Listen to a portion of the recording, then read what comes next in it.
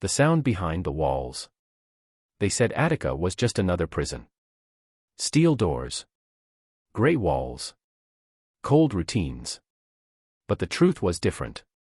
Inside those walls, fear had a sound, a heavy, metallic echo that followed every man who dared to speak against the system. It was September 9, 1971. Dawn rose over upstate New York, casting a pale light across the razor wire of Attica Correctional Facility. The air was thick with tension. Thousands of men were awake before sunrise, whispering through the vents, a secret language that carried from cell to cell. In a place built for control, whispers were the first sign of rebellion. According to official reports, Attica then held over 2,200 inmates in a facility designed for 1,600. Overcrowding wasn't just a problem, it was suffocation. Showers were limited to once a week. Food was often spoiled. Medical care was nearly non-existent. Men were punished for speaking up, for praying in their own language, for asking for soap. Outside, America was boiling with its own unrest. The Vietnam War. Civil rights marches. The cry for justice. Inside Attica, that same fire burned, trapped behind concrete. The spark. Around 8:50 a.m., an altercation broke out between a correctional officer and an inmate in Company Yard 2. The details remain contested. Some say the guard struck first, others claim the inmate resisted harassment. But that single clash was enough. In moments, the yard erupted. Inmates surged through gates, overpowering guards, breaking locks, flooding the corridors. By 9 a.m., over 1,200 inmates had seized control of the prison's main cell blocks, D-Yard, the heart of Attica. According to a 1972 State Commission report, it took less than 10 minutes for order to collapse. Officers were captured, beaten, tied, and used as bargaining chips. Smoke rose from burning files and overturned kitchens. The world's attention turned to a small town in upstate New York, where the largest prison uprising in U.S. history had begun. Inside the chaos, D-Yard became a world of its own. Inmates, some of them lifelong enemies from rival gangs, stood shoulder to shoulder. Bloods, Latin Kings, Aryan Brotherhood members, factions that once drew blood from each other, now stood united against the state. "We are men. We are not beasts," shouted one of the inmate spokesmen. His words later echoed through television broadcasts across America. He demanded basic human rights, fair food, medical care, education, and the end of racial abuse. It wasn't just about freedom anymore. It was about dignity. Guards who were captured were treated variably, some protected by inmate leaders, others brutalized in the confusion. Witness accounts differ. One hostage later told investigators that a small group of inmates risked their own lives to shield him from being killed. Another described the air thick with fear and smoke, the noise of makeshift weapons scraping against cell bars. From the outside, law enforcement saw only one thing: a siege. The negotiations. For 4 tense days, D-Yard was a fortress. The inmates set up their own council, elected spokesmen, translators, and medics. A group of negotiators, including civil rights lawyer William Kunstler and even members of the press, entered the yard. They documented 27 demands, ranging from improved medical care to religious freedom and an end to physical abuse.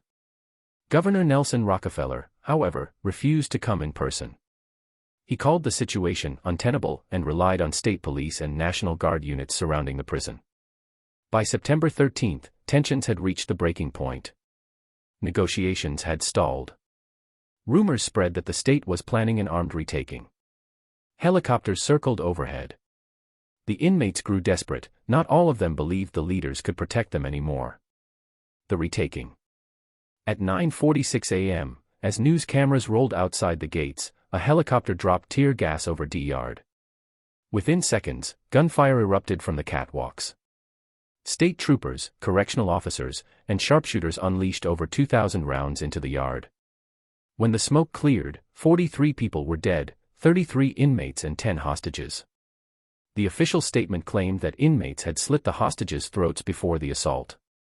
But forensic autopsies later revealed a different truth: all hostages died from police gunfire. That revelation ignited outrage across the nation.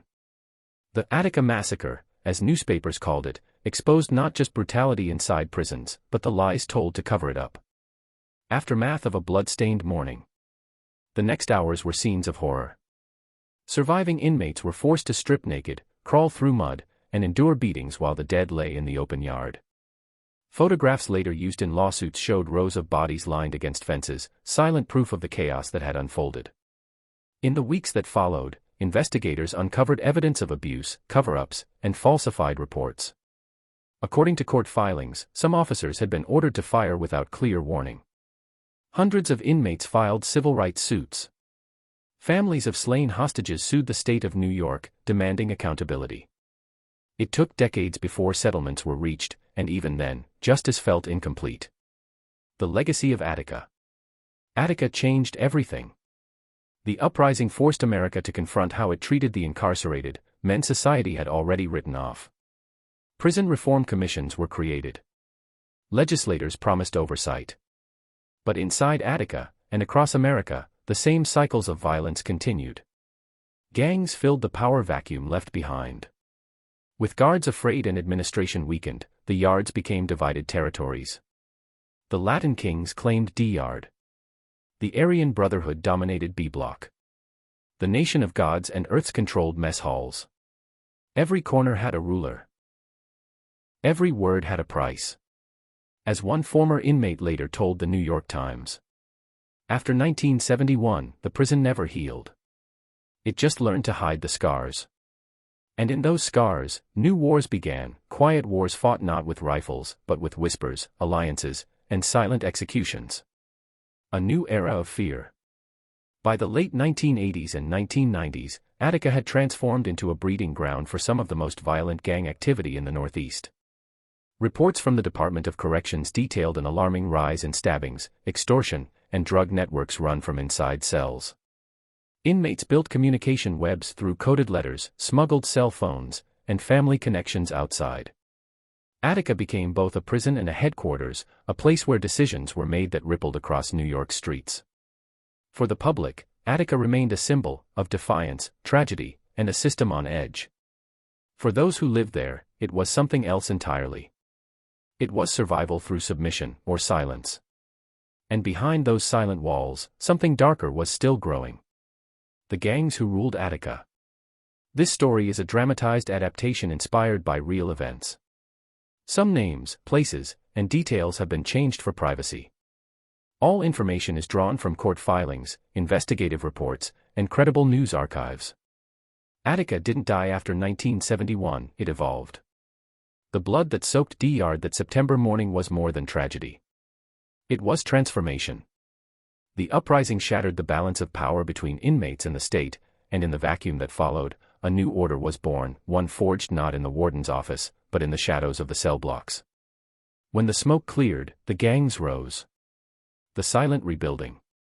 In the years after the riot, the New York State Department of Corrections promised reform, improved living conditions, more oversight, new administrators. But inside, inmates knew the truth: reform was paperwork, survival was politics. According to internal DOC reports from the late 1970s, violence had merely changed shape. Where open rebellion had once united prisoners, new hierarchies divided them again. Leadership shifted from idealists and negotiators to enforcers, men who understood that power inside prison came not from speeches, but from control. Control of food lines. Control of cigarettes. Control of fear. And soon, that control belonged to gangs. The birth of the Yard Kingdoms. Attica's structure was perfect for gang rule. 4 main yards. Dozens of cell blocks. Thousands of men, most serving decades or life. The state had rebuilt the prison's walls, but not its soul. By 1980, rival organizations had begun carving the prison into invisible territories. The Latin kings, many of them from New York City's Bronx and Harlem boroughs, claimed dominance over the D Yard, the same ground where blood had once flowed like water. Their symbol, a 5-point crown, was etched into walls, scratched into tables, and tattooed onto flesh. Opposite them were the Aryan Brotherhood, a white supremacist organization known for its rigid hierarchy and ruthless discipline. They operated from C Block, controlling contraband, intimidation, and sometimes even the guards themselves. According to investigative testimony from a 1992 New York State Commission on Correction hearing, the Brotherhood was described as a prison within a prison. Between them stood a third force, the 5% Nation, also known as the Nation of Gods and Earths. Rooted in teachings of black empowerment and street ideology, their influence extended beyond gangs. They taught younger inmates discipline, knowledge, and power, but those teachings often clashed with rival groups, sparking ideological wars disguised as personal feuds. And then there were the outsiders, small, unaffiliated men who walked alone, caught between empires that viewed neutrality as weakness. In Attica, you either belonged to a color, a code, or a grave.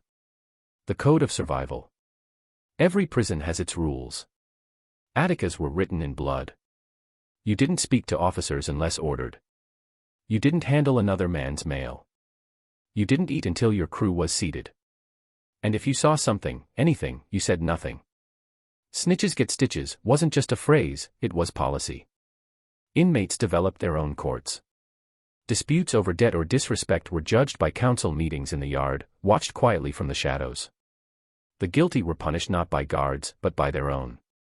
A hidden system of justice, built on silence and vengeance. Inside the economy of power. Behind every war in Attica was profit. Contraband ran the economy, tobacco, pills, blades, and later, cell phones. Everything had a price, and everything moved through hands controlled by gangs. According to a 1987 FBI affidavit, several correctional officers were implicated in smuggling operations that brought cigarettes and narcotics inside the facility. The trade was simple but lethal. Guards brought in the goods, gangs distributed them, and debt kept men enslaved to the system. One anonymous informant later told investigators, "You didn't need money in Attica. You needed respect, or fear. The two were worth the same." The Latin kings controlled the tobacco trade. The Aryan Brotherhood monopolized blades and weapons. The 5%ers trafficked knowledge, protection, and loyalty, the most valuable currencies of all. Together, they built an underground empire right under the state's nose. The war years. By the mid-1990s, Attica's walls were soaked with new wars, not between inmates and officers, but between the gangs themselves. According to court testimony from the People v. Morales case, 1996. A violent outbreak in the D-yard left 2 inmates dead and 9 wounded after a confrontation over control of the commissary lines. Witnesses described the scene as a battlefield. Metal shanks fashioned from mop handles and razors carved from kitchen knives became the weapons of choice. Security reports show that between 1994 and 1998, Attica recorded over 250 assaults, many linked directly to intergang rivalries. The administration tried isolation, placing suspected leaders in SHU, Special Housing Unit. But isolation only hardened them. From their cells, leaders sent messages coded into letters, folded in intricate patterns known as kites. These kites traveled through laundry bags, mail routes, or the mouths of corrupt officers. From a cell no larger than a bathroom, a single man could control hundreds. The Brotherhood's rule. Among the most feared was a man known only by the pseudonym Wolf. A towering figure, heavily tattooed, serving life without parole. His reputation stretched from Attica to Sing Sing to Clinton Correctional. Wolf wasn't just a fighter, he was a strategist. He enforced discipline within the Aryan Brotherhood like a military commander. According to reports later cited in the New York State Inspector General's 2005 review, he orchestrated attacks using coded Bible verses. A simple passage from Psalms could mean, "Strike at dawn." Numbers corresponded to names. Verses carried orders. The Brotherhood under Wolf didn't just protect its members, it ruled through terror. New recruits were tested with blood baptisms, forced to stab an enemy or die trying. Leaving the gang was a death sentence, often carried out quietly in the showers or stairwells. And yet, Wolf saw himself not as a villain, but as a leader preserving order in chaos. To him, the riot of 71 had proved one thing: only strength earned respect inside Attica. The Latin King's ascension.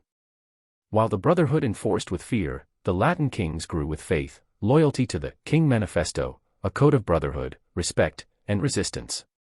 Their members spoke of unity, but their methods were just as ruthless. By the late 1990s, the kings had infiltrated nearly every block in Attica. Their leadership, often transferred from Rikers Island and Sing Sing, connected Attica's operations with outside street networks. Drugs flowed through visiting rooms. Money moved through Western Union.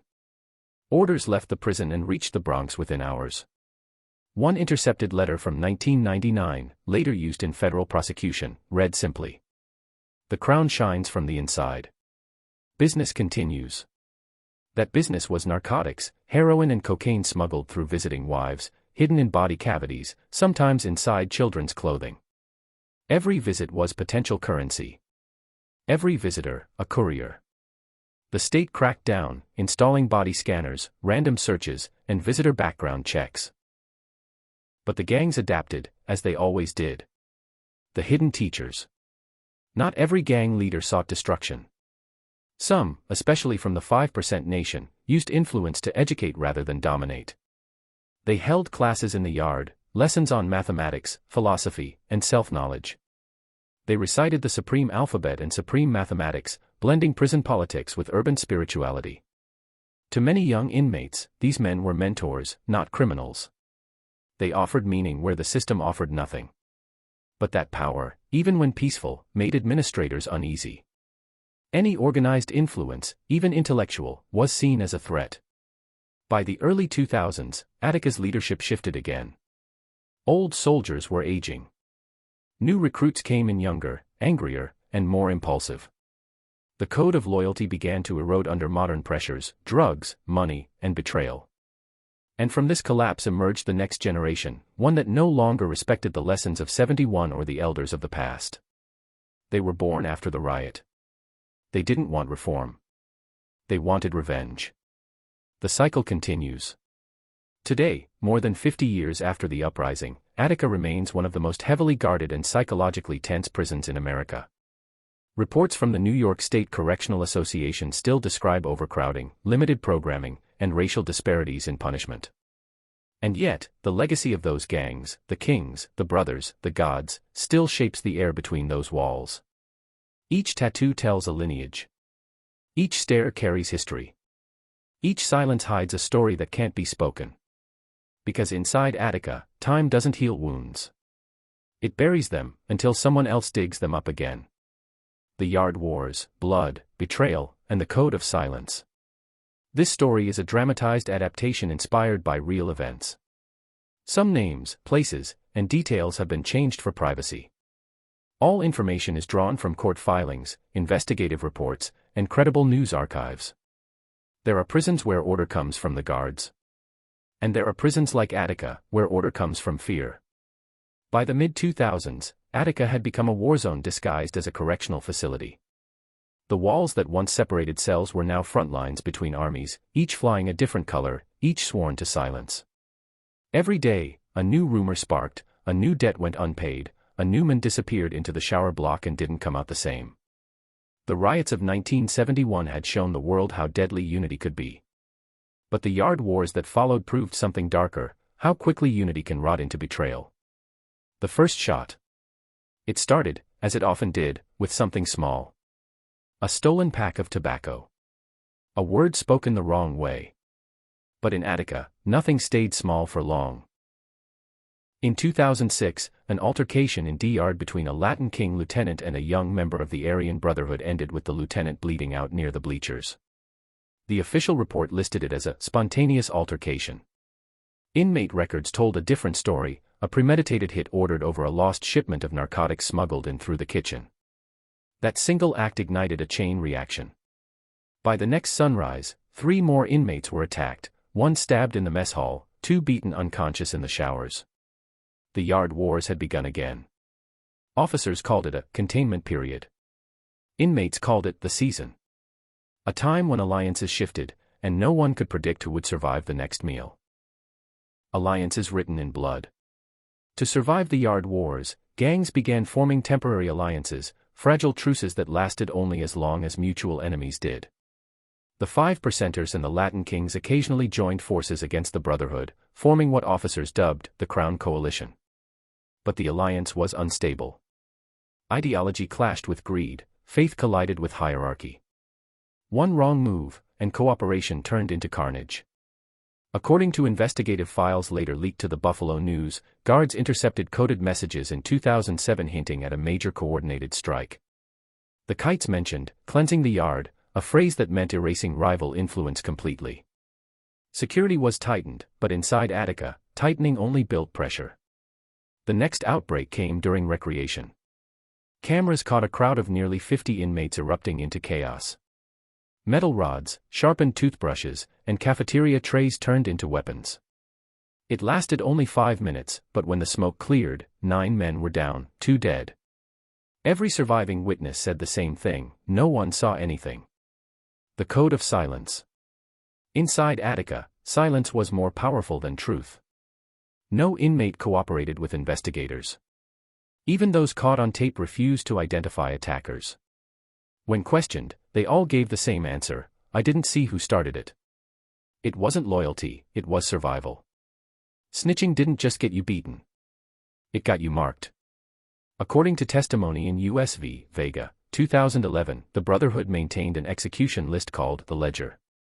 Anyone suspected of cooperation with law enforcement was given a number. Once their number came up, they disappeared. Sometimes it happened in the showers. Sometimes during transfer. Sometimes in silence, a simple slip down the stairs that no one questioned. The state called it an epidemic of non-cooperation. Inside, it was just another day of doing time. Corruption in the shadows. Attica's violence didn't thrive in isolation, it fed off corruption. Internal affairs investigations between 2004 and 2009 revealed at least a dozen officers under suspicion of smuggling drugs, blades, and cell phones. Some were coerced. Some were complicit. Others simply didn't care. In one case documented in a 2008 Inspector General's report, an officer was caught on hidden camera delivering contraband hidden inside food packages. He later claimed he'd been threatened by inmates who knew where his family lived. The system punished him quietly, termination without trial, but the message spread through the prison faster than any memo. Even the guards weren't safe. This corruption created a new layer of power. Those who controlled officers controlled everything.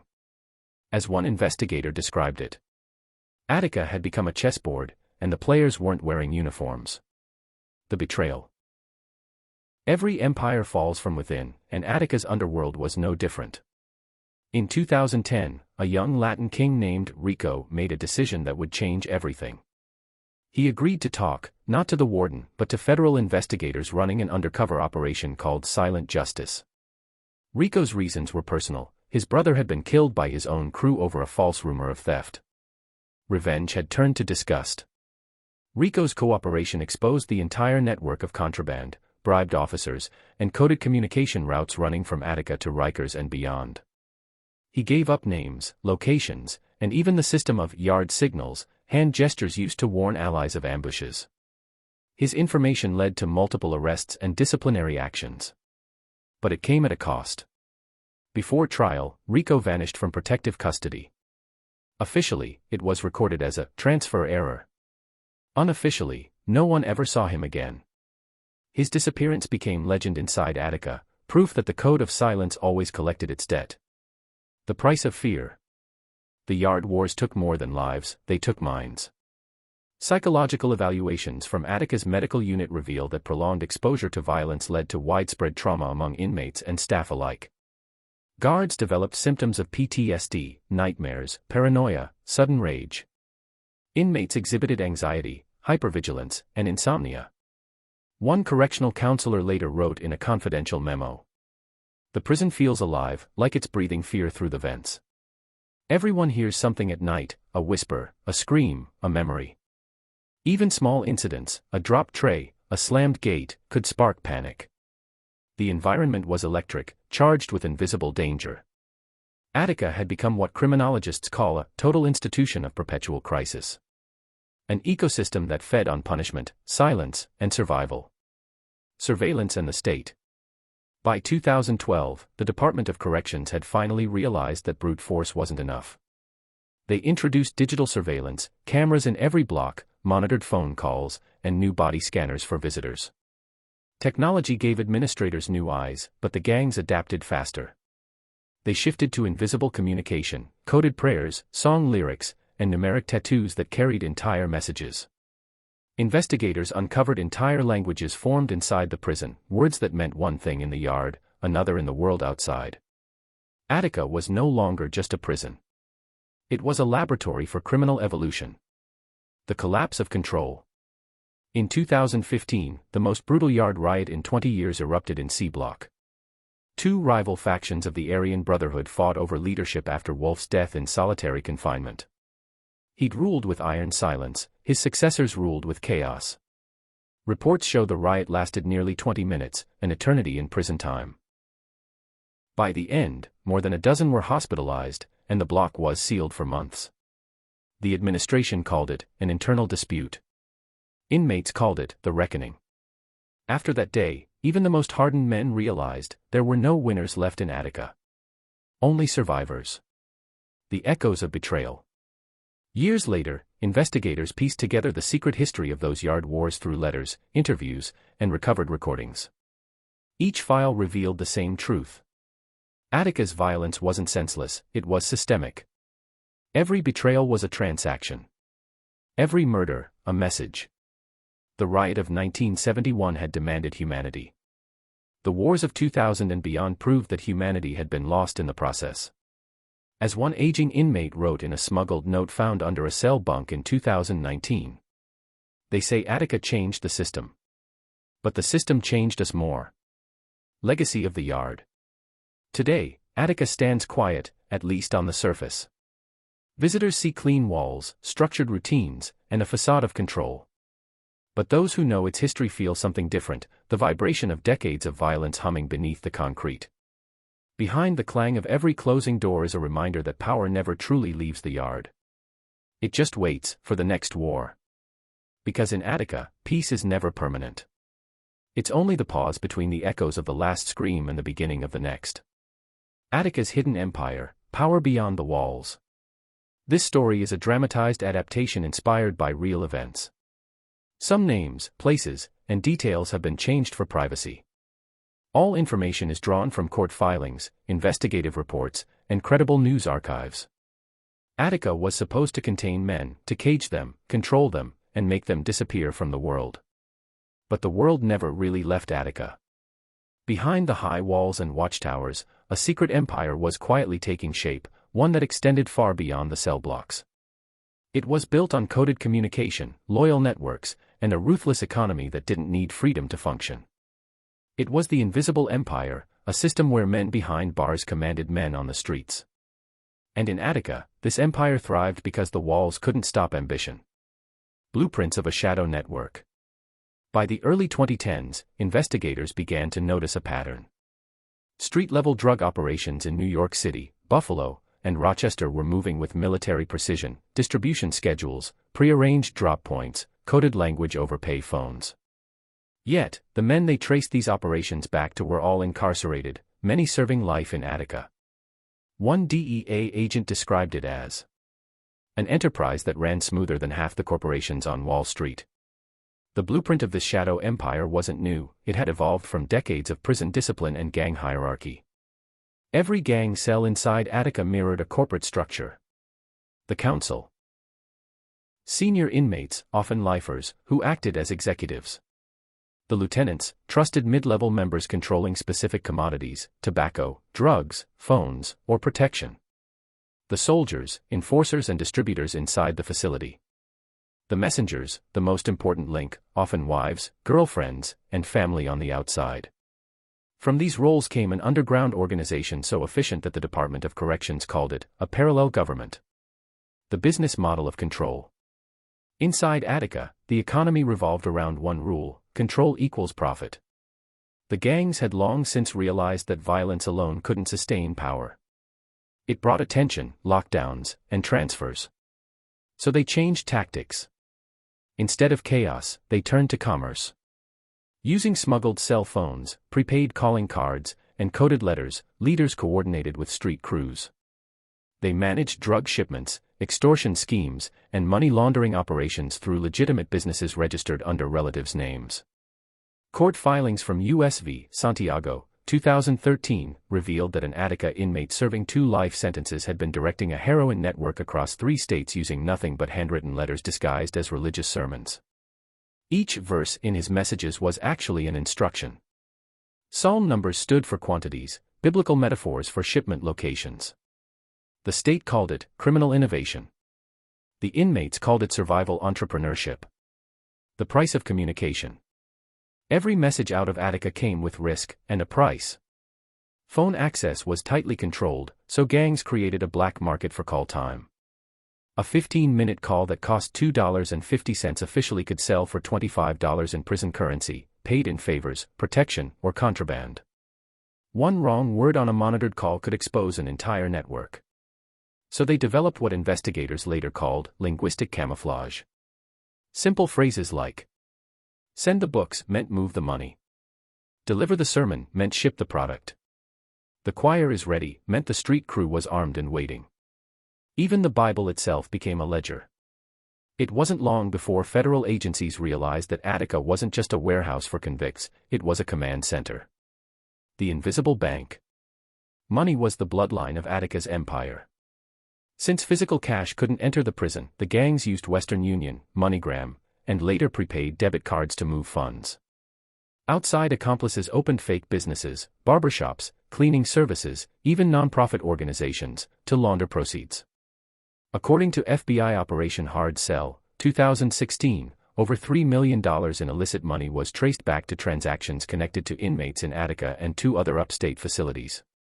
The funds moved through shell accounts, then into the hands of family members posing as legal representatives, collecting consulting fees. Every transaction was technically legal on paper. And that was the genius, crime disguised as bureaucracy. The enforcer economy. Inside the walls, power was maintained by fear and debt.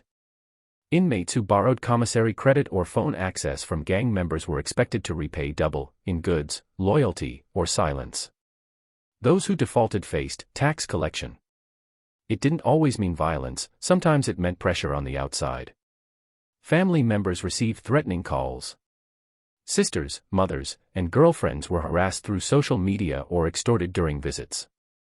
A 2017 report by the New York State Correctional Association documented dozens of such cases, describing them as coercive debt collection networks extending beyond the walls.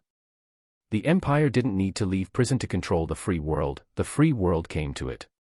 The women who kept it alive. Behind almost every inmate leader stood a woman on the outside, loyal, terrified, or both. They were the couriers, the accountants, the silent partners of Attica's shadow government.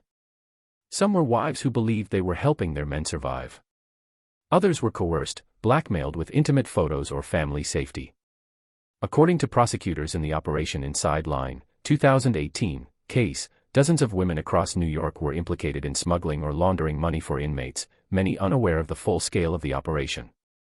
One recorded phone call captured a voice saying softly, "Baby, make sure the sermon reaches the church by Sunday." She thought he meant his lawyer. He meant the next drug shipment to Brooklyn. Even love was weaponized, a currency as valuable as contraband. The guard's dilemma. Guards stood on the edge of this empire, part witness, part participant. Most officers came to Attica for stable paychecks, not danger. But after years of exposure to violence, manipulation, and fear, some were drawn into the system they were supposed to control. In 2019, 2 corrections officers were convicted of smuggling synthetic drugs into the facility. Court transcripts revealed they'd been paid through cryptocurrency wallets, untraceable, unaccountable. They weren't alone. Internal investigations found officers were often targeted not by bribes, but by emotional exhaustion. As one retired warden told The Guardian, "The prison breaks you first, then it buys what's left." For every guard who resisted, there was another who gave in. And every time one fell, the empire grew stronger. The digital shift. By 2020, Attica's empire had gone high-tech. Contraband cell phones, once smuggled inside hollowed-out shoes or shampoo bottles, now came preloaded with encrypted messaging apps. WhatsApp, Signal, and Telegram became the new underground tools. Investigators were stunned when they discovered inmates live streaming themselves on social media, giving coded shoutouts to crews on the outside. It wasn't arrogance, it was marketing. A show of reach and control. One viral video, later removed by authorities, showed an inmate flashing gang signs and saying, "Still running the yard. Still running the block. Attica forever." That short clip reached over 100,000 views before it vanished, but not before it proved that isolation no longer meant silence. Federal eyes turned to Attica. The federal government couldn't ignore it any longer. In 2021, the FBI, DEA, and Department of Corrections launched Operation Iron Gate, a joint initiative to dismantle prison-based criminal enterprises across New York. Attica was the primary focus. Investigators installed microcameras, infiltrated encrypted networks, and even turned a few high-ranking inmates into informants in exchange for protection. For the first time in decades, the state was inside Attica's shadows. What they found shocked them. Entire street operations were being planned from inside solitary confinement cells. Drug routes, target lists, even murder-for-hire instructions, all traced back to men serving life sentences who hadn't seen daylight in years. The empire was alive. And it was smarter than ever. The fall of the king. Every empire has a ruler. In Attica, his name, or rather, his legend, was King Toro. A Latin king shot-caller with ties to multiple boroughs in New York City, Toro was said to control both the streets and the cells. He never touched a phone, never signed a letter, never raised his voice. But every move in the empire began and ended with his approval. According to a 2022 federal indictment, Toro used intermediaries, often inmates posing as religious leaders, to transmit his commands during prayer meetings. He called it divine correspondence. When Operation Iron Gate finally closed in, agents discovered a network of fake legal documents and coded sermon transcripts connecting Toro to gang-related homicides and narcotics trafficking. He was transferred to a federal Supermax facility, but his influence lingered like smoke. In the months following his removal, violence spiked across Attica. The empire had lost its ruler, and the vacuum invited chaos. The aftermath. By 2023, Attica was under full federal scrutiny. Dozens of inmates were indicted on racketeering, smuggling, and conspiracy charges. Over 300 cell phones were confiscated, and entire cell blocks were placed under digital blackout. But the state soon realized a harsh truth: they hadn't destroyed the empire. They had only scattered it. New leaders emerged from the chaos. New systems replaced the old codes.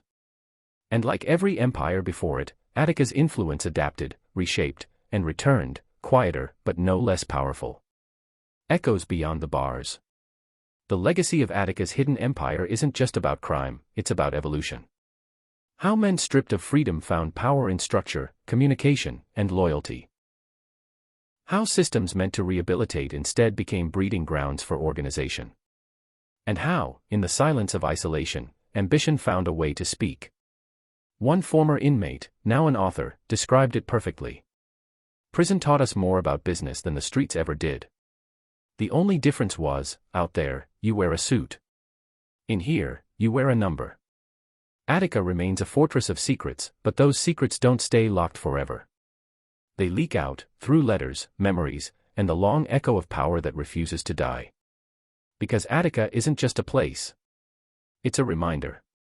That control doesn't end at the wall. Sometimes, it begins there. The Informants and the Inside Men. This story is a dramatized adaptation inspired by real events. Some names, places, and details have been changed for privacy. All information is drawn from court filings, investigative reports, and credible news archives. In Attica, loyalty was currency, and betrayal was a death sentence. For decades, silence had been sacred law. But as the prison's secret empire grew too large, cracks began to form in the foundation. Men who once swore eternal allegiance started whispering to the very people they'd vowed to destroy. They were called many things: rats, snitches, ghosts. But the state called them something else: informants. And they became the most dangerous players in Attica's hidden war. The breaking point. By 2022, Operation Iron Gate had shaken Attica to its core. Federal agents were now stationed on site, intelligence units were listening to every phone call, and undercover investigations reached deep into the yard. Pressure changes everything, even loyalty. Some inmates, exhausted from years of confinement and betrayal, began to crack. They weren't just scared of death, they were tired of surviving. One such man was known only as Rey Ghost Delgado, a mid-level Latin king who had spent nearly 2 decades in and out of solitary confinement.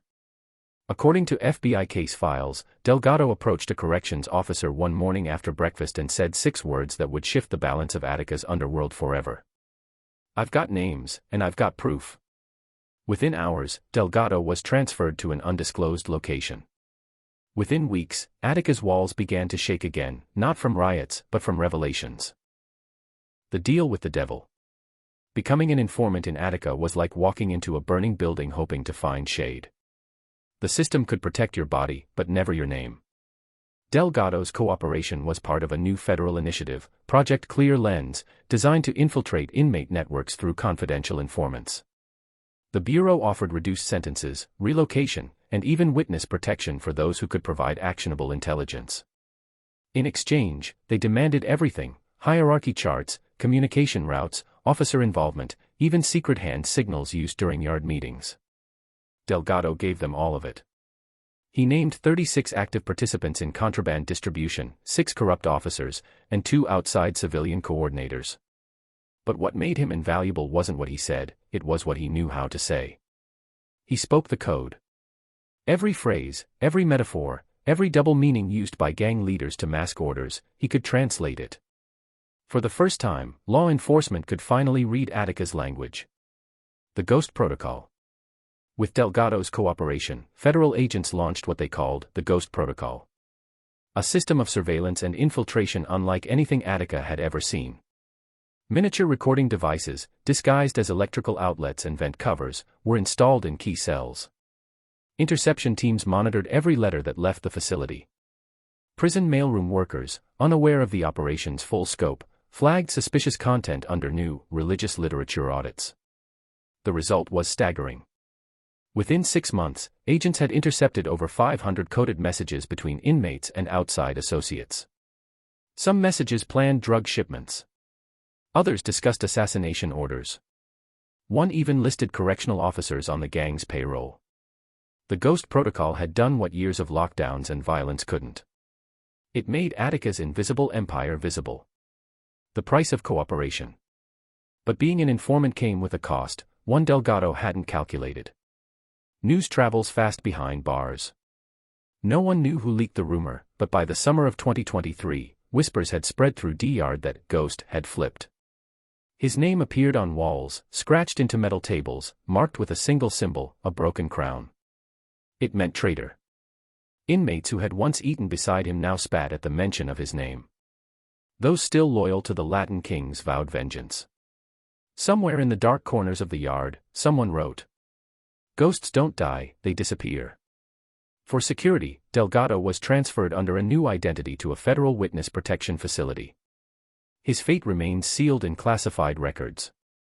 But his impact on Attica? Permanent. The Inside Men. Informants weren't the only ones turning. Some of the most crucial leaks came from within the system, the Inside Men. These weren't inmates. They were correctional officers, kitchen staff, clerks, and counselors, people who had spent years witnessing the same corruption from the other side of the bars. One of them was Officer Bradley Nash, a veteran guard who had served at Attica since 1997. He'd seen everything: riots, suicides, gang wars. But what broke him wasn't the violence, it was the hypocrisy. According to interviews published in the Albany Times-Union, Nash began recording his supervisors in 2021 after discovering falsified incident reports meant to cover up inmate beatings. When he brought the evidence to internal investigators, they ignored him. When he went to the press, his life changed overnight. He was ostracized by colleagues, threatened anonymously, and eventually transferred for his own safety. But his information sparked a state-level audit that uncovered systemic manipulation of records and willful blindness to contraband smuggling by high-ranking staff. For the first time, the corruption wasn't just inside the cell blocks, it was in the offices above them. The double agents. The deeper investigators dug, the murkier the loyalties became. Some informants weren't working for the state at all, they were double agents. Documents from a sealed 2023 grand jury proceeding, later leaked to journalists, revealed that 2 supposed inmate informants had actually been feeding disinformation to sabotage investigations.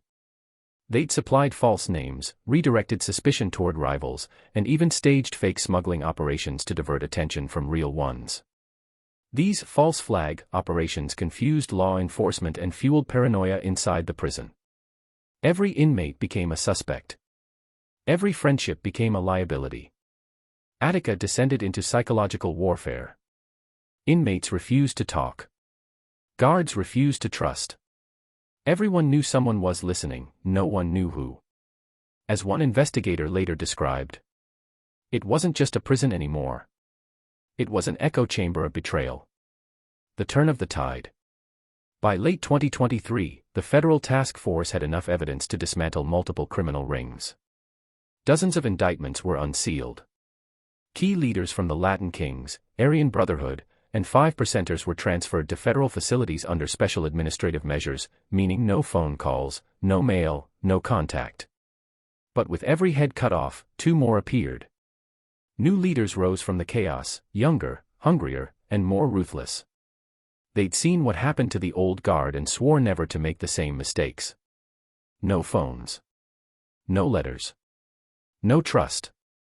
Communication went fully analog, face-to-face, word of mouth, silence as strategy. Attica's empire didn't end. It adapted again, shapeless, leaderless, invisible. The informants had exposed everything, yet somehow nothing had changed. The warden's gamble.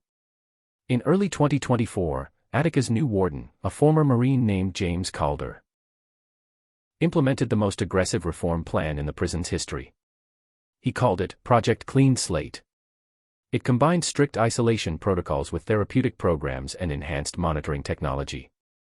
Inmates were grouped based on psychological profiles rather than gang affiliation, cutting across old loyalties. It was a bold experiment, and a dangerous one. Within weeks, tensions erupted. Inmates refused therapy, seeing it as manipulation. Counselors were threatened. Guards began resigning, fearing retaliation. And behind it all, the informants still whispered, unseen, unknown, untrusted. The warden's gamble was simple: if fear couldn't control Attica, maybe transparency could. But transparency in a place built on secrets can be deadly. The final betrayal. Late one night in July 2024, an explosion shook D-Block's utility corridor. Officials claimed it was an electrical fault. But investigative reports later revealed traces of chemical accelerants, suggesting sabotage. Security footage from that night was missing. Maintenance logs had been altered. And in the wreckage, investigators found something chilling: a burnt envelope marked with a single word, ghost. Whether it was a warning, a signature, or coincidence, no one could say. But those who'd been in Attica long enough understood the message. Someone inside was still pulling the strings. The informant war wasn't over. It had just gone deeper underground. The cost of truth. By the end of 2024, more than 70 inmates and staff had been transferred, 14 officers dismissed, and several criminal prosecutions still pending. The public saw the results as victory.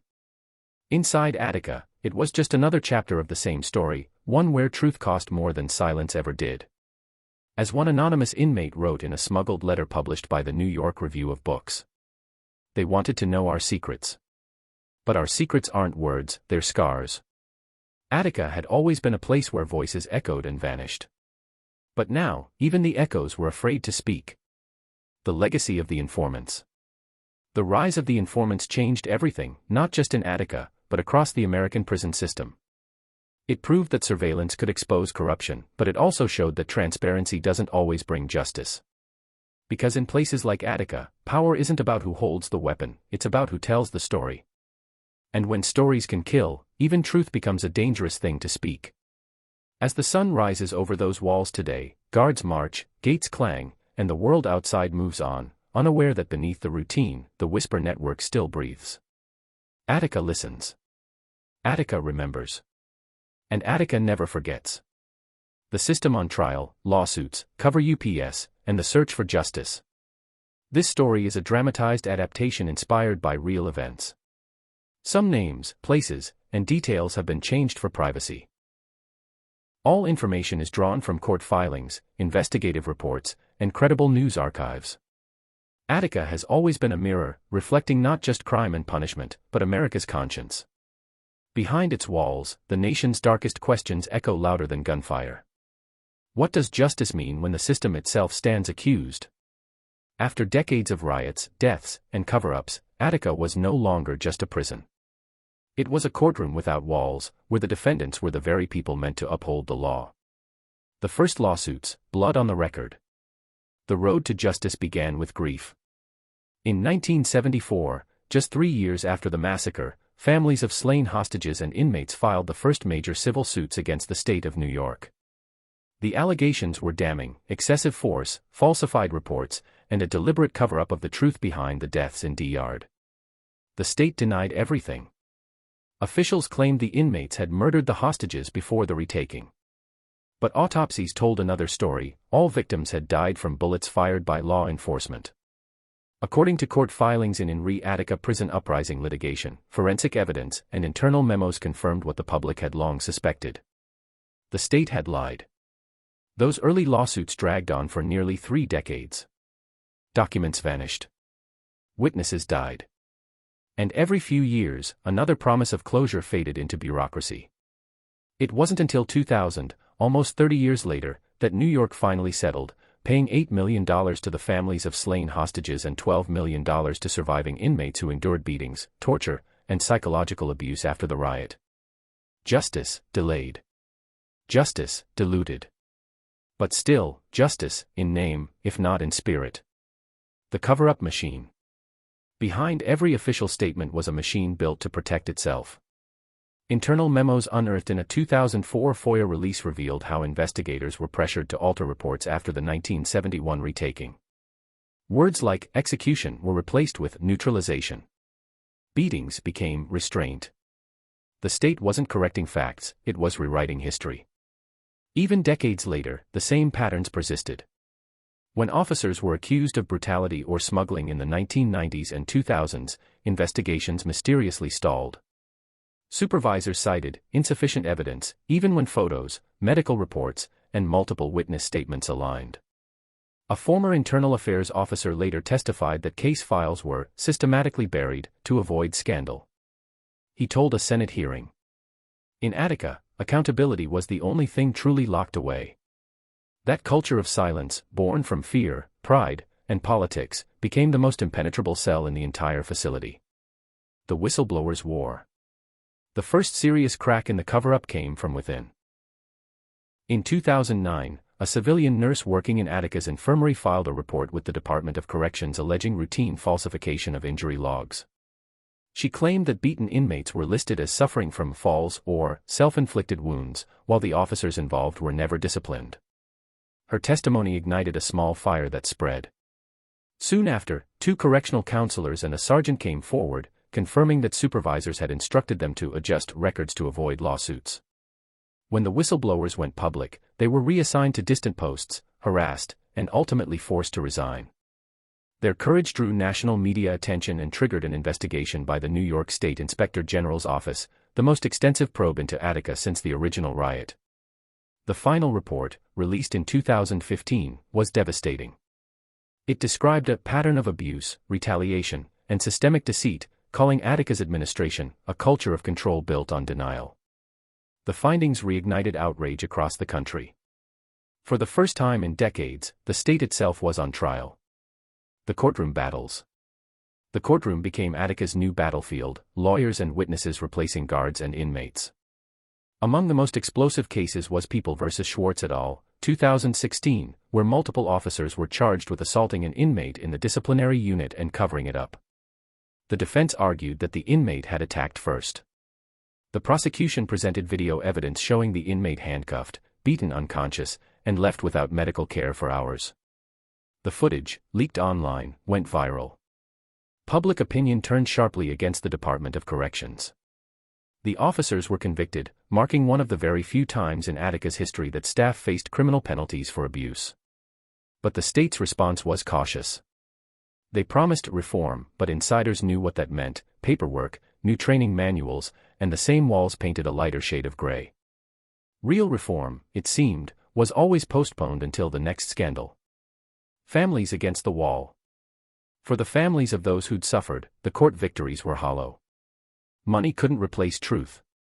A woman named Sarah Pearson, whose father had been a corrections officer killed during the 1971 retaking, spent her life chasing answers. She was a teenager when her father died. By the time she finally saw the full autopsy report, decades later, she was a grandmother. "I was told my father died protecting the state," she said in a 2016 interview with PBS. But the state lied. He died by the state's bullet. Her lawsuit, along with others from both sides, officers' families and inmates, reshaped public perception of the tragedy. It wasn't black versus white, or guard versus prisoner anymore. It was truth versus the machine. The media awakening. For years, mainstream coverage of Attica faded. But the rise of digital media revived interest. Documentaries, podcasts, and investigative series began digging through archives, releasing recordings and photos long buried in government vaults. In 2021, a journalist uncovered a cache of tapes from the Nelson Rockefeller archives, conversations between the governor and his aides during the 1971 crisis. On the tapes, Rockefeller's voice could be heard rejecting direct negotiation with the inmates and authorizing the armed retaking. One advisor warned, "Governor, there will be blood." Rockefeller's calm reply, "Then there will be blood." The recording aired nationwide. The world heard what the families had known all along: the massacre wasn't a miscalculation. It was a decision. Public outrage reignited. Petitions demanded that the state issue an official apology. 50 years after the riot, New York finally did. The apology that came too late. In 2021, on the 50th anniversary of the uprising, the governor of New York released a formal statement acknowledging failures in leadership and transparency surrounding the Attica events. For many, it was historic. For others, it was meaningless. No one was alive to prosecute. Most victims were long buried. And the same walls still stood, stronger than ever.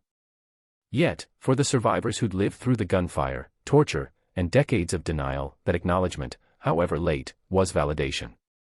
One survivor, a man who'd spent 44 years behind bars, told reporters, "They took my youth, my health, and my hope.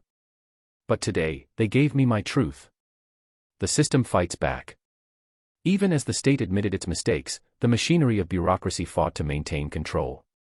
Following the apology, new lawsuits poured in, not just over 1971, but over decades of abuse, forced labor, and racial discrimination. In response, the Department of Corrections launched its own public relations campaign, portraying Attica as a reformed institution committed to rehabilitation. Inside, little changed. Whistleblowers still faced retaliation. Medical neglect remained rampant. Gang violence continued, quieter but constant. The system, like the walls of Attica itself, seemed indestructible, built to survive scandal the way stone survives time. The search for redemption. But redemption doesn't always come from courts or politics. Sometimes, it comes from those who once called Attica home. A group of former inmates, some of whom had survived the original uprising, formed a non-profit organization called the Attica Brothers Legacy Project. Their mission was simple: preserve history, educate youth, and demand reform through truth. They began visiting schools, community centers, and universities, telling their stories, not as heroes, but as witnesses. They showed photos of the yard, read names of the dead, and held moments of silence for both inmates and officers lost that day. Their message was haunting but hopeful. We were victims, and we were guilty. But the system was both. Their tours inspired documentaries, art exhibits, and renewed calls for transparency in prisons nationwide. In a way, they became the conscience Attica never had. The system on trial. By 2024, a federal class action lawsuit titled Attica Survivors vs. State of New York had reignited the fight once more. The case alleged decades of systemic abuse, unconstitutional living conditions, and psychological torture. It cited everything, from the riots to the recent corruption uncovered in Operation Iron Gate. During the hearings, attorneys presented evidence spanning half a century, thousands of pages of records, declassified memos, and testimonies from former guards and inmates alike. One prosecutor's opening statement echoed through the courtroom. Attica isn't one event. It's a pattern, a wound America refused to heal. The case is still ongoing. But even before the verdict, its impact is undeniable. For the first time, the entire system, not just individuals, is on trial. The meaning of justice. What does justice look like for Attica? Is it money? Convictions? An apology 50 years too late? Or is it something deeper, the courage to confront what the country allowed to happen in silence? In the end, perhaps justice isn't the verdict. Perhaps it's the remembering. The insistence that what happened in those yards, those cells, those cover-ups, can never happen again. Because history repeats only when we forget. And Attica, with all its ghosts and blood-stained truths, refuses to be forgotten. Life After the Walls, The Men Who Survived Attica. This story is a dramatized adaptation inspired by real events. Some names, places, and details have been changed for privacy. All information is drawn from court filings, documentaries, investigative reports, and verified historical archives. When the gunfire stopped in 1971, Attica didn't go silent, it just changed voices. The bodies were buried, the headlines faded, and the politicians moved on. But for the men who walked out of those gates, and for the families who never saw their loved ones again, Attica never really ended. It followed them home. Into their dreams. Into their bones. This is what happens after the headlines fade, when the cameras leave, and all that's left is the echo. The survivors of the yard. Many of the men who lived through the riot carried invisible scars that would never heal. Some became symbols, faces in documentaries, voices on podiums. Others disappeared into the quiet corners of America, trying to forget that for 4 days in September 1971, they had witnessed hell on earth. One of them was Clarence Shaheed Jones, a young inmate during the uprising. He'd been in his early 20s, convicted of robbery, serving 10 years. When the riot began, he wasn't a leader, just another number in the system. But those 4 days transformed him. In a 1981 interview with the New York Amsterdam News, Shaheed said, "They taught us we were animals. We rose up to prove we were men. But when the shooting started, I realized, both sides forgot we were human." After his release in 1976, Shaheed devoted his life to activism. He lectured in schools, spoke about criminal justice reform, and became one of the founding members of the Attica Brothers Legacy Project. But even as he inspired others, he was haunted by nightmares. He'd wake in the middle of the night, hearing the echoes of tear gas and gunfire, 43 souls calling his name. Shaheed died in 2019, his ashes scattered near the prison wall he once dreamed of escaping. The guards who stayed silent. If the inmates carried trauma, the guards carried guilt. Many officers who survived the riot never returned to duty. Those who did rarely spoke of what they'd seen. To the outside world, they were heroes. To themselves, they were witnesses to something too dark to explain. One of them was Officer Thomas Fisher, who'd been taken hostage in D-Yard during the uprising. He'd been 26 years old, just 2 years into the job. After his release, he told reporters, "They told us not to talk, that it would just make things worse." For decades, Fisher obeyed. He raised a family, retired quietly, and avoided interviews. But in 2011, he finally broke his silence, appearing in the PBS documentary Ghosts of Attica. In it, his voice trembled as he said, "We were pawns. They never cared about us, not the inmates, not the state. We were all trapped in the same game."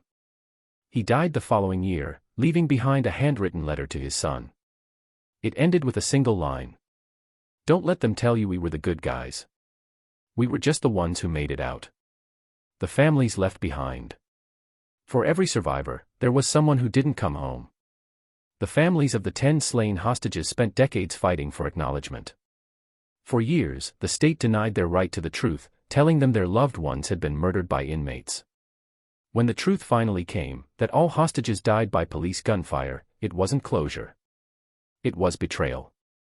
Mary O'Connor, widow of Officer William O'Connor, said in a 1997 interview, "They said Bill died a hero. But heroes aren't supposed to be killed by the people they worked for." Many families received settlements decades later, but no apology could erase the silence they endured. The children grew up under the shadow of the riot, their lives shaped by a story they didn't choose. One of those children, Michael Rivera, became a lawyer. His father had been an inmate shot during the retaking. Michael spent his career representing families of prisoners who died in state custody.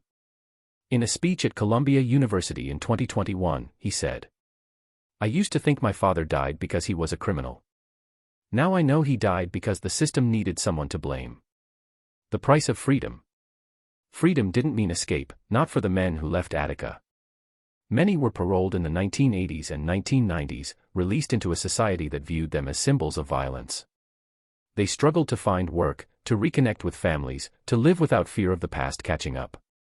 One former inmate, Leon "Red" Taylor, was released in 1993 after 27 years. He'd entered Attica at 19, left at 46. In an interview, he said, "You get out, but you're still locked in. Every loud noise sounds like a cell door.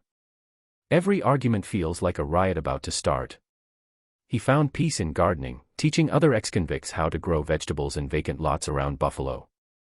He said it helped him heal, one seed at a time. But others weren't as fortunate. Some succumbed to addiction, homelessness, or suicide. Survival outside, they said, was harder than survival inside. At least in prison, the rules were clear. The legacy of the lawyers. For decades, a small group of attorneys, mostly young public defenders and civil rights activists, carried the torch of the Attica survivors. Among them was Elizabeth Fink, the fiery lawyer who spent over 30 years fighting the state on behalf of the inmates. She called Attica the most important moral battle of her life. Fink worked until her final days, refusing settlements that didn't include acknowledgement of wrongdoing. In a 2014 interview shortly before her death, she said, "Attica is America's wound. We don't heal wounds by ignoring them. We heal them by opening them and cleaning the infection." Her relentless pursuit of justice ensured that the story of Attica would never be buried again. The journalists who wouldn't let it die. Attica's silence might have lasted forever if not for the journalists who refused to look away. From the 1970s through the 2020s, reporters and filmmakers, from the New York Times to independent documentarians, unearthed thousands of pages of sealed records, interviews, and hidden tapes. Their work revealed the full scale of what the state had tried to hide, the brutality of the retaking, the cover-ups, the retaliation. They forced America to confront its own conscience. One journalist wrote in a 2022 anniversary piece, "Attica wasn't just a riot. It was a mirror held up to a nation that preached freedom but practiced fear. Their persistence ensured that every new generation would learn the same lesson. Silence protects systems, not people." The ghosts who still walk. Every September, a group of former inmates, guards, and family members gather outside Attica's front gate.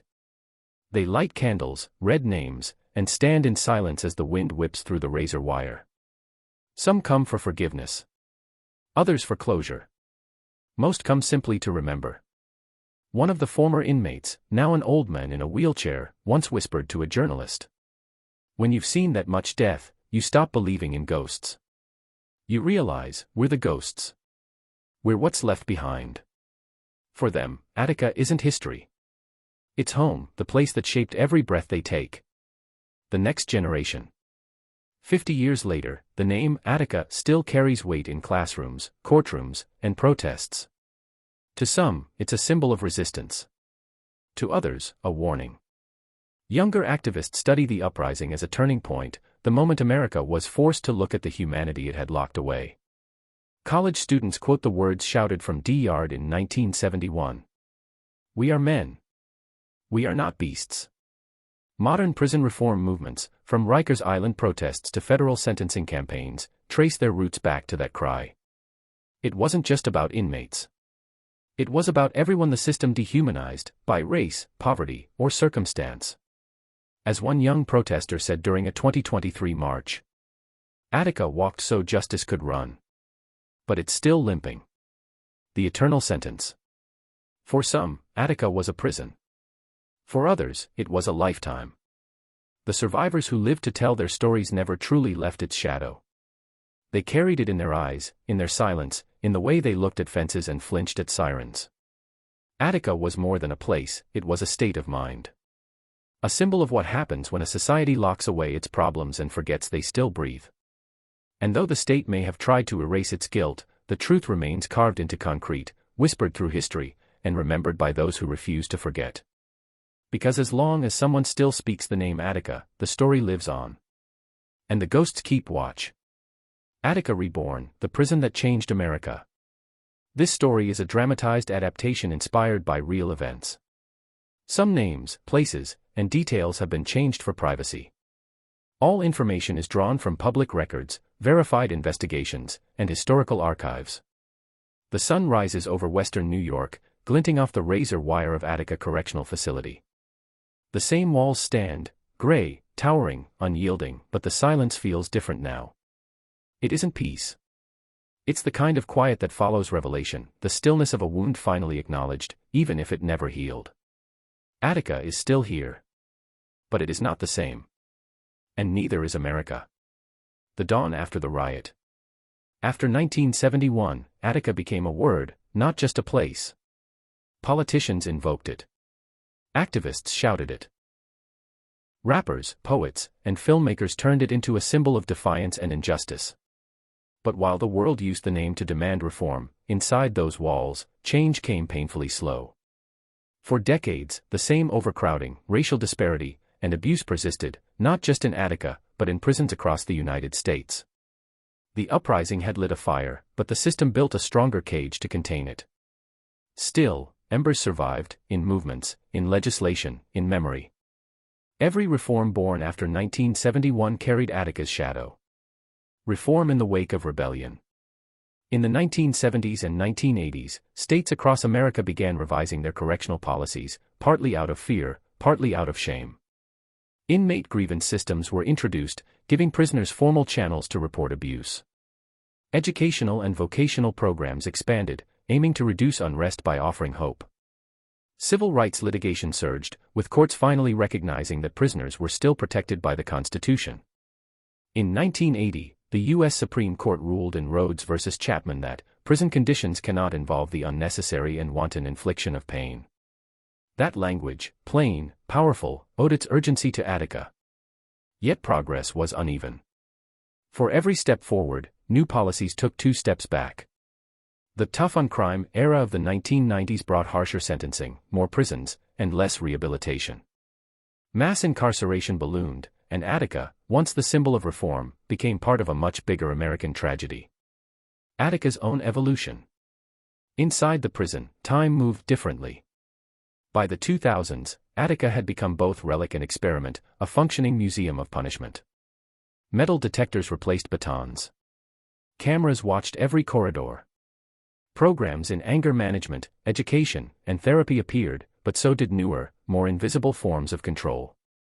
In 2017, the facility introduced mental health units, separating inmates with psychiatric disorders from the general population, a long overdue response to decades of neglect.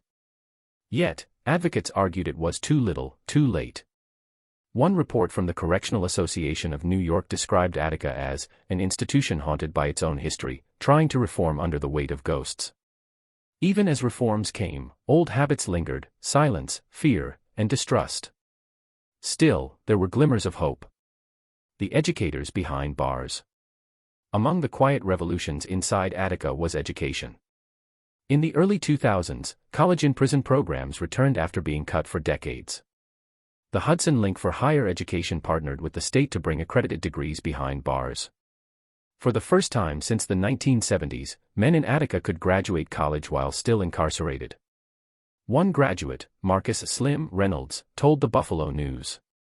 "They can take your body, but not your mind. Education gave me back my humanity." Stories like his began to shift how the public saw inmates. Not just as statistics, but as people capable of growth. Some graduates went on to mentor younger prisoners, teaching literacy, art, and emotional regulation. In their classrooms, the same walls that once echoed with screams now carried the sound of learning. That, in its own way, was revolution. The rise of reform movements. Outside the prison, Attica's legacy became the heartbeat of a national movement. Every time a prison scandal broke, from Rikers Island to Angola, activists invoked one word: Attica. It wasn't nostalgia. It was warning. The uprising had become a rallying cry for reformers demanding transparency, accountability, and the end of mass incarceration. Organizations like the Marshall Project, Prison Policy Initiative, and the Innocence Project traced their missions back to Attica's moral lesson that silence kills, and systems left unchecked consume the people within them. In 2020, during protests over racial injustice, young demonstrators revived the chant once heard in 1971. Attica. Attica. 50 years later, the cry still shook streets, not for riot, but for remembrance. The politicians who finally listened. It took half a century for lawmakers to confront what Attica had revealed. In 2022, New York passed the Correctional Oversight and Accountability Act, establishing an independent body to investigate abuse within state prisons. The law's opening statement referenced the 1971 uprising directly, acknowledging systemic failures that resulted in unnecessary death and the erosion of public trust. It was the first time Attica was officially cited as the moral foundation for state reform. That same year, surviving inmates and families of both officers and prisoners gathered in Albany to witness the bill's signing. Old men in wheelchairs sat beside young activists holding photos of the dead. When the pen hit the paper, there was no applause, just tears. It wasn't celebration. It was closure. The Museum of Memory. In 2023, a small exhibit opened inside the prison's visitor center, Attica, Then and Now. It displayed photographs, handwritten letters, and artifacts from the uprising, gas canisters, torn uniforms, the original list of inmate demands. Beside each display, a plaque bore the words, "We remember, so it never happens again." It was controversial. Some officers objected, calling it glorification. Some inmates said it was hypocrisy. But for many, it was long overdue acknowledgement, a small act of truth in a place built on silence. Visitors described the exhibit as haunting. The air felt heavy, as if the walls themselves were remembering. Attica's cultural resurrection. Beyond the prison, Attica became legend. Films like Attica, 2021, Showtime, and countless documentaries reignited global awareness of the uprising. Books, plays, and songs reinterpreted its meaning, not as a story of rebellion, but as a story of humanity. Even Hollywood carried its echo. When actor Al Pacino shouted Attica. Attica, in the 1975 film Dog Day Afternoon, it became a rallying symbol of resistance, proof that Attica's cry had transcended prison gates to become part of American culture. Today, hip-hop artists, poets, and spoken-word performers still invoke its name. For them, Attica isn't a tragedy, it's a torch. A symbol of two Americas. Attica represents two sides of America, both existing at once. One is the nation that built cages for the poor, the broken, and the forgotten. The other is the nation that keeps trying to open those cages, even when it's too late. As historian Heather Ann Thompson wrote in her Pulitzer-winning book Blood in the Water, Attica is not history, it is prophecy. It warns us of what happens when power forgets mercy. Those words hang over every new prison built since. Every reformer, every warden, every activist carries Attica in the back of their mind, a reminder that control without compassion always ends in blood. The Living Monument. In 2025, New York unveiled a monument outside Attica's Eastern Gate. A simple black granite wall inscribed with 43 names, inmates, officers, and civilians, who died during the 1971 uprising. The dedication ceremony was quiet. No speeches, no politics. Just names, carved into stone, facing the rising sun. A plaque beneath the names reads, "For those who lost their lives in pursuit of dignity, and for those who still seek it." It isn't forgiveness. It isn't redemption. It's remembrance. And sometimes, remembrance is the closest thing to justice the world can give. Attica's final lesson. Half a century later, the meaning of Attica has evolved, from rebellion to reckoning, from chaos to conscience. It taught America that punishment without humanity is not justice. That silence breeds corruption. That when voices are ignored long enough, they will find a way to be heard, even through fire, smoke, and blood. And though the yard is quiet now, the ghosts still walk, not as spirits, but as lessons etched into policy, protest, and the collective memory of a nation that learned too late. Attica isn't gone.